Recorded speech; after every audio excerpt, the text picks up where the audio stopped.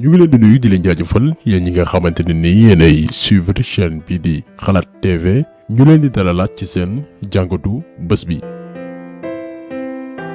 image yi ngeen di gis benn ville bu ñu nar a samp biir Sénégal ñu koy woowee Akon City ñeneen ñi di ko woowee le nouveau Wakanda ku xam Wakanda xam ni benn dëkk la boo xamante ne nii c'est un pays fictif biir Afrique bu yéeme lool ci wàllum taar ak ci wàllu environnement bu ñu concevoir ci benn film bu ñuy woowee Black Panther amaana ñu bari ci yéen jot nañ ko suivre maanaam ab dëkk boo xamante nii boo koy seetaan en tant que téléspectateur dalay révélo léegi nag pays fictif boobu noonu muy Wakanda la artiste sénégalo-américain bi di Akon turam dëgg di Alioune Badara Thiam bëgg a samp biir Sénégal. cité bi nag war na pare en 2029 parce que travaux yi day durer fukki at démarré nañ construction yi mars 2019 muy ab cité bu ñu nar a jëmal ca Mbodiène di ab village bu nekk diggante Mbour ak Joal Fadiouth te bu noppee nag mu nar a bokk ci ville yi nga xamante ni nii ñoo gën a attractive ci àdduna bi bu nar a itam bokk ci endroit touristique yi nga xamante ne nii moo gën a am solo. parce que genre ville yu nu mel dañu am habitude seulement di ko gis ci ay film ay fiction mais ak projet bi ab rêve buy nekk réalité la te dina xiirtal doomi aadama yu bari yi ne ci àdduna bi ñëw Sénégal pour découvrir benn ci ay endroit yi nga xamante ne nii liñ koy gis ci yeneen dëkk yi bariwul. ci vidéo bi dinañ leen wan ville boobee di Akon City nar a fonctionner lan moo nar a nekk ay innovation rawatina ci wàllum économie parce que tey ñu ngi wax éco mais ville bii di Akon City day am monnaie boppam boo xamante ni day basé ci technologie ñu koy woowee crypto monnaie loolu lépp daañ ko détaillé ci vidéo bi wala leen avantage ville boobee jëmale ci africains yi surtout sénégalais yi en particulier donc nañu dem découvrir ville boobee nga xam ni daañ ko implanté fii ci Sénégal muy Akon City. comme niñ ko waxee ci njëlbeenu vidéo bi Akon dafa inspiré wu ci film bi di Black Panther muy ab histoire boo xamante ni day xew ci benn dëkk africain un pays fictif ñu koy woowee Wakanda donc mën nañ ni Wakanda boobee nga xam ni doomi aadama yu bari suivre nañ ko ci Black Panther doon rêver fréquenter ko Wakanda boobee day am biir Sénégal. particularité ville bi nag muy Akon City mooy day nekk une ville durable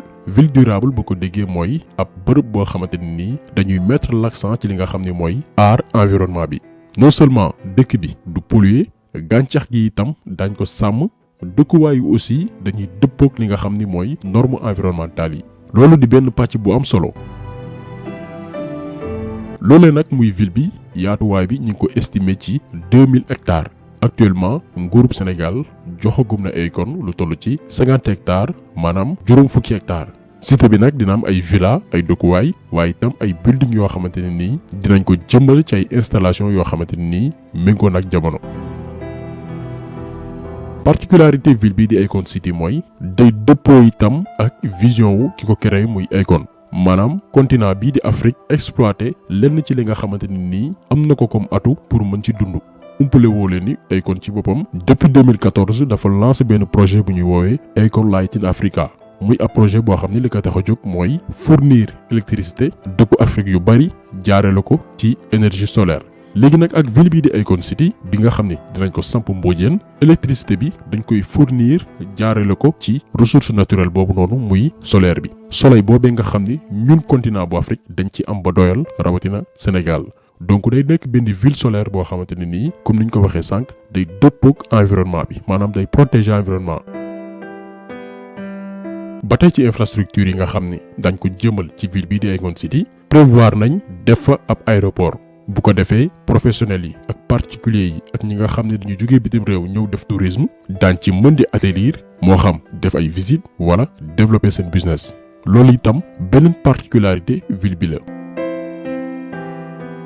beneen mbir aussi bu attiré suñu attention ci ville bi di Akon City dafa concerner wàllum économie maanaam wàllum koom comme niñ ko junjeewoon ci njëlbeenu vidéo bi day nekk benn ville boo xamante ni day am monnaie boppam mais monnaie boobu du nduroog suñu monnaie traditionnelle yi nga xam ne moom la ñu utiliser ci mel ni franc CFA dalasi euro dollar wala éco bi nga xam ne sax mooy ñëw maanaam ay xaalis yoo xamante ni dañ koy tëgg ci ay billets ak ay pièces. ville bi di Akon City day am beneen monnaie virtuelle boo xamante ni dañ koy dippee Akon maanaam ak benn application téléphonique utilisateurs yi mën nañ di jënd di jaay wala mën di def yeneen transaction. En plus avantage bi mooy frais de transaction yi mooy gën a moins cher que frais yi nga xam ni yenn services yi ne ci biir réew mi moom la ñuy appliquer. te leneen li gën a am solo mooy monnaie boobu noonu muy Akon bi du yem rek ci cité bii di Akon City dañ ko gën a yaatal ci yeneen réew rawatina dëkku africain yi.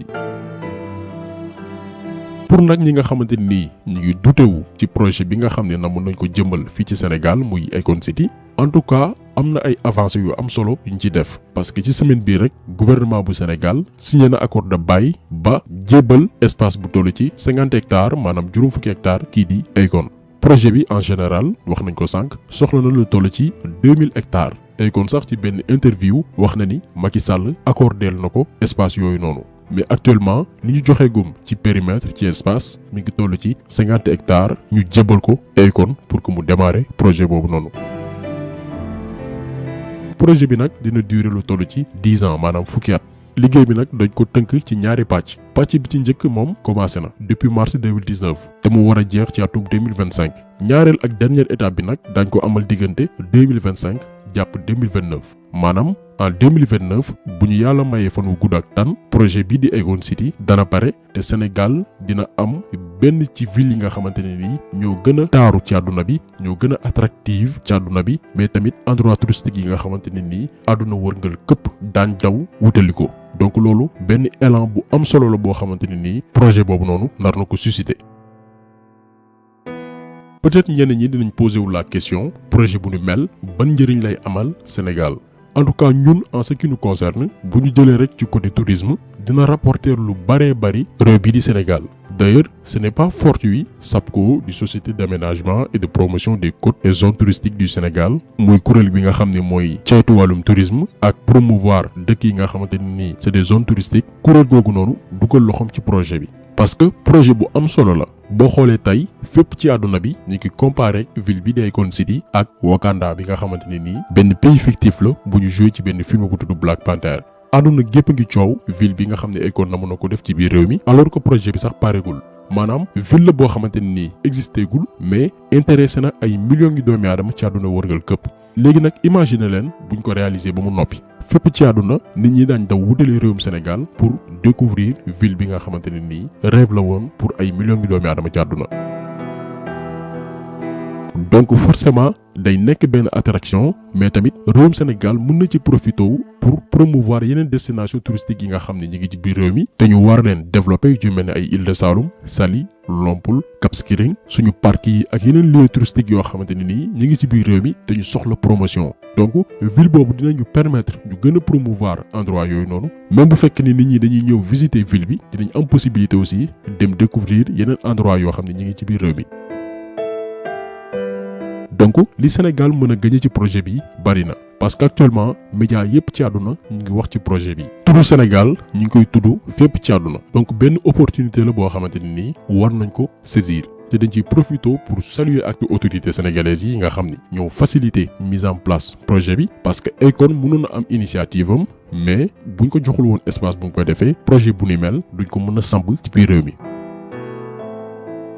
donc initiative yi ñu mel ñun dañ koy apprécier dañ koy saluer maanaam ay doomi réew yi nga xamante ni distingué wu nañ ci domaine yi ñuy yëngu profité wu ci seen notoriété wala li leen yàlla may ci alal wut ay partenaires pour bokk ci ñi nga xamante ni ñooy defar réew mi. gis nañu exemple Sadio Mané ak lépp li nga xamante ni def na ko ci village bu mu sokkee ko d'ailleurs dañuy profiter ci occasion bi pour féliciter ko ci ballon d'or bi mu jël mu doon ab mérite muy bay waaram ci domaine am mais tamit di investir ci biir réew mi. mën nañ citer aussi beneen doomi réew mi muy Gorgui Sy Dieng ñëpp xam nañ li muy def ci biir réew mi ci wàllum social. mën nañ sax citer Youssou Ndour bi nga xamante ne nii même su fekkee ni parfois duñu d'accord ci média bi ni ñuy fonctionner mais créer na ay emploi ay sénégalais di ci daan seen doole te amaana bu milliardaires yëpp defoon ni ñoom problème chômage gaa duñu mën a régler lépp mais dina am benn côté boo xamante ni dinañ ko mën a combler. tey Akon ñëw teg benn projet mënuñ lu dul di ko saluer di ko wane aussi tout en espérant que yeneen Sénégalais yi nga xamante ni yàlla dénk na leen ñu mën ci inspiré wu pour bokk ci ñi nga xamante ni ñooy defar réew mi. donc jàngatu tay bi loolu woon mu doon ab projet boo xam ni kenn ci doomi réew mi def na ko muy Akon benn cité bu ñuy woowee Akon City ak lépp lu muy présenté comme avantage ci wàllum économie ak ci wàllum tourisme ñu dégtal leen ko leeral leen ko projet bi nag la tëddee ak lan lañ ci mën a xaar donc ñu ngi leen di gërëm di leen jaajëfal di leen jox dig daje beneen yoon ak beneen vidéo jaa ngeen jëf.